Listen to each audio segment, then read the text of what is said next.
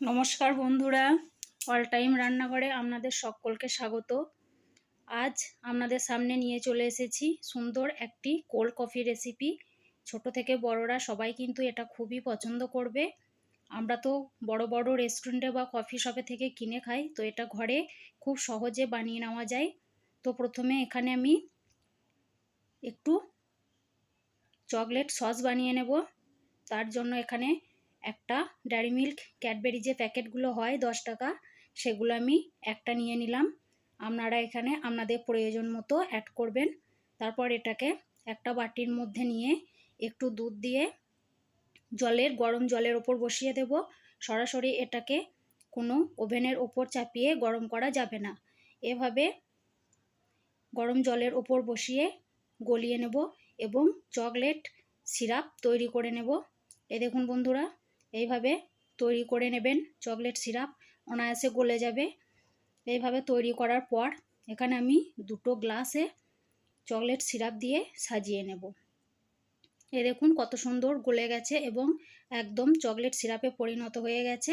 এখন আমি এই গ্লাসের মধ্যে চকলেট সিরাপ দিয়ে ডেকোরেশন করে নেব। এটা পুরোপুরি অপশনাল। আপনাদের যদি ভালো না লাগে ডেকোরেশন করতে, কোনো অসুবিধে থাকে, তাহলে নাও করতে পারেন। এখানে কোনো অসুবিধে নেই। গ্লাসটা যাতে দেখতে ভালো লাগে তার জন্য এখানে আমি গ্লাসগুলোকে সাজিয়ে নেব এইভাবে।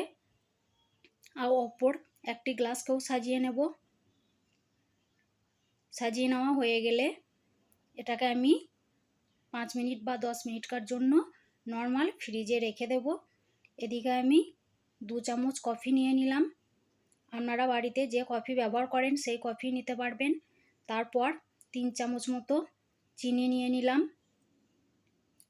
3 চামচ চিনি নেওয়ার পর এখানে গরম জল অ্যাড করব। 3 চামচ থেকে 4 চামচ গরম জল এখানে অ্যাড করবেন। অ্যাড করা হয়ে গেলে ভালোভাবে গুলে নেব। যতক্ষণ না পর্যন্ত চিনি দানাগুলো ভালোভাবে গুলে যাচ্ছে ততক্ষণ নেড়েচেড়ে চিনি দানাগুলো গুলে নেব। আপনারা ঠান্ডা জল অ্যাড করতে পারেন, কিন্তু সেক্ষেত্রে চিনি দানাগুলো গুলতে অনেক টাইম লাগবে। তো তারপর এখানে আমি কিছুটা পর্যাপ্ত পরিমাণে একদম ঠান্ডা দুধ নিয়ে নিলাম।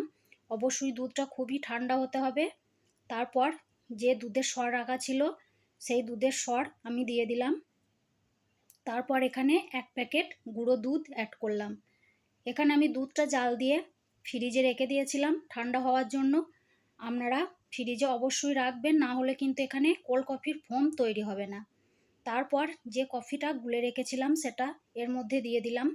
দেওয়া হয়ে গেলে এটাকে ভালোভাবে ফোমি করে নেব। এই দেখুন বন্ধুরা, আস্তে আস্তে এভাবে মিক্সিতে দেবেন, দেখবেন খুব সুন্দর ফোমে পরিণত হচ্ছে। আর গুঁড়ো দুধটা অবশ্যই দেবেন, তাহলে খুব ভালো লাগবে এবং অনেকটা ফোমের মতো দেখাবে। তারপর একবার ঘোরানোর পর এখানে কিছুটা বরফ অ্যাড করলাম।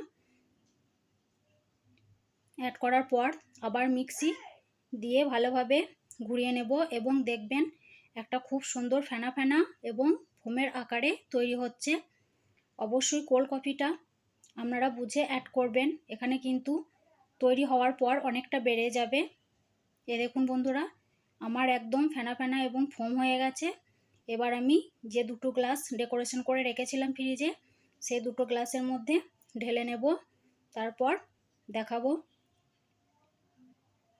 এখানে আমি যে ফেনাটা হয়েছিল সেটা একটু আলাদা করে রাখলাম ডেকোরেশনের জন্য, উপরে সাজিয়ে দেব। দেখুন বন্ধুরা, খুব সুন্দর খেতে লাগে কোল্ড কফিটা। অবশ্যই বাড়িতে একবার ট্রাই করবেন আর আমাকে কমেন্ট বক্সে জানাবেন।